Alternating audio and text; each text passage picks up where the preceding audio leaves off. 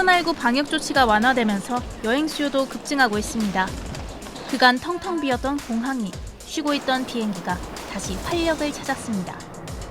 반가운 이 북적북적함에 조금 차가운 생각거리를 던져봐도 될까요? 서울에서 제주도를 간다. 106kg입니다. 프랑스 파리를 가신다고요? 777kg입니다. 왕복 비행 시 1인당 이산화탄소 배출량입니다.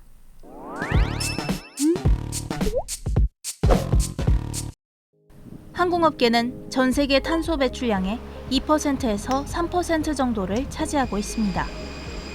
생각보단 많지 않다고요? 하지만 배출량이 매년 빠르게 늘고 있습니다. 지난 2010년 이후 코로나19 전까지 매년 4%에서 5%의 가파른 증가세를 보였고 2018년엔 10억 톤을 넘어섰습니다. 이런 추세면 2040년엔 지금의 4배 이상 증가할 것이란 부정적인 전망이 나오죠. 온실가스를 만드는 주범은 연료. 1kg을 태울 때 3.16kg의 이산화탄소가 발생합니다. 그렇다면 해결책은 연료 자체를 바꾸거나 연료 사용량을 줄이거나 일 텐데 먼저 연료 자체를 바꾸는 대책을 살펴보죠. 2가지 정도가 있습니다. 첫째는 전기 또는 수소 이용. 그러려면 수소차, 전기차처럼 수소 항공기, 전기 항공기가 만들어져야 하는데 유럽의 항공기 제작 회사 에어버스는 오는 2030년 이후에나 개발될 것으로 보고 있죠.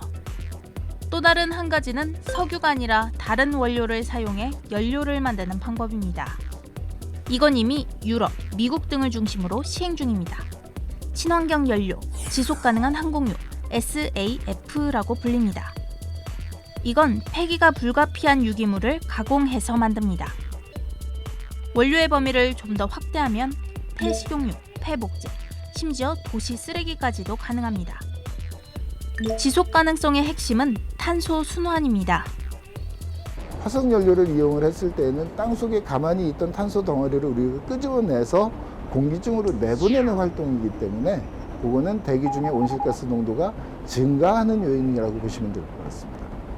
폐식용유라든가 아니면 팜오일 또는 옥수수 그런 종류의 원료를 사용하는 경우는 배출된 온실가스는 다시 그 생체 성장으로 돌아가기 때문에 대기 중에 온실가스 농도의 증가는 없다라고 하는 것이 애초 식물에서 나온 폐식용유, 폐목재 등의 연료를 사용하는 일은 석탄, 석유를 대량으로 소비하기 전, 즉 산업혁명 이전 우리가 나무를 태워 에너지를 주로 얻을 때와 다를 바가 없습니다.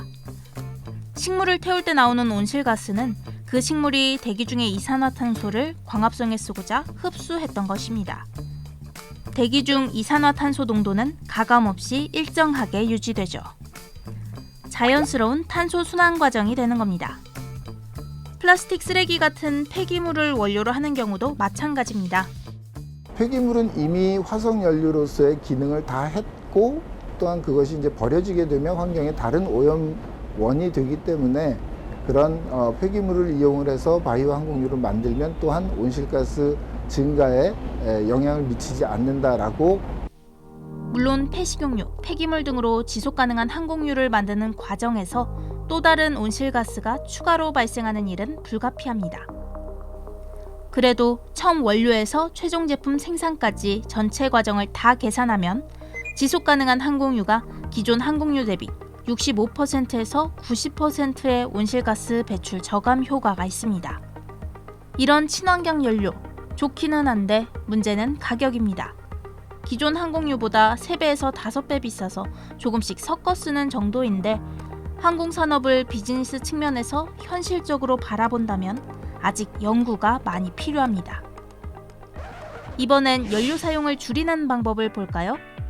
온실가스를 줄이는 가장 손쉬운 방법이니까요. 간단히 정리하면 항공기가 가벼울수록 효율적으로 비행할수록 연료 사용이 줄어듭니다. 전자의 경우는 항공기를 좀 더 가벼운 소재로 만들거나 싣는 예비 연료를 줄이는 방법이 있습니다. 예비 연료란 비행에 진짜 사용되는 연료 외에 목적지 기상 악화, 비행시간 증가 등 만약의 경우를 대비해 법적으로 또 항공사가 자체적으로 더 싣는 연료입니다. 예전과 비교해 기상 예측 기술도 발달했고 그간 누적된 연료 잔여량 관련 분석 데이터 등을 활용하면 예비 연료는 줄일 수 있죠. 효율적인 비행도 한 방법입니다. 고도, 착륙 방식으로 살펴보겠습니다. 이미 공기저항 제일 덜 받고 공중에 뜨는 힘은 잘 받는 고도로 운항 중인 거 아닌가요? 물론 어느 정도의 범위 내에서 그렇긴 한데 항공기간 부딪히지 말라고 지정해둔 안전거리라는 것이 있습니다. 예를 들어 3만 피트가 최적인데 A라는 비행기가 그 높이에서 난다면 그 다음 B 비행기는 같은 방향이라도 3만 2천 피트에서 날아야 합니다. 반드시 확보해야 하는 이 간격 2천 피트를 1000 피트로 줄이는 것. 전문 용어로는 수직 분리 간격 축소 기법 RVSM이라고 합니다. 옛날에는 이제 레이더 장비로 항공기 위치를 파악을 했었는데 지금은 위성 통신으로 많이 하잖아요. 고도를 많이 분리해야지만 옛날에는 안전하다고 생각했는데 지금 기술은 고도 분리가 그렇게 멀리 떨어져 있지 않아도 똑같은 수준의 안전을 유지할 수 있으니까 그걸 촘촘하게 해놓으면은 연료 소모량이 적은 고도를 선택할 수 있는 가능성이 높아지는 거지. 또 착륙할 때 어떻게 내려오느냐도 연료 사용량에 영향을 줍니다. 착륙을 하러 들어오려면 고도를 낮춰야 되잖아요. 수평으로 가다가 조금 내려가다가 또 수평 가다가 또 내려가다 이렇게 계단식으로 내려가거든요. 고도를 낮출 때 고도를 이렇게 낮추면 연속 강화라고 그래요. 연속 강화를 하면은 연료 소모가 적은데 계단식 하강도 앞뒤 항공기의 안전한 간격 유지를 위해 그랬던 건데 위치 파악이 정확히 된다면 연료 사용량과 온실가스 발생이 적은 연속 강하 접근을 할 수 있죠. 예비 연료 감축, 수직 분리 간격 축소 기법, 연속 강하 접근 모두 지금 현장에서 일부 적용 중인 방법입니다. 기술적으로, 제도적으로 뒷받침이 되어준다면 안전에 지장이 가지 않는 선에서 더 확대될 수 있을 겁니다. 발전만을 거듭해온 항공업계가 마주한 탄소의 벽. 앞으로도 하늘길이 자유롭기 위해서는 항공사, 정유사, 정부, 항공 관련 국제기구 모두가 각자의 영역에서 노력해야 합니다. 물론 그 노력은 쉽지도 싸지도 않습니다. 하지만 그렇게 항공업계가 온실가스를 줄이지 않으면 기후위기의 충격 앞에서 우리는 비행기 여행을 아예 못할 수도 있습니다. TBS 조주연입니다.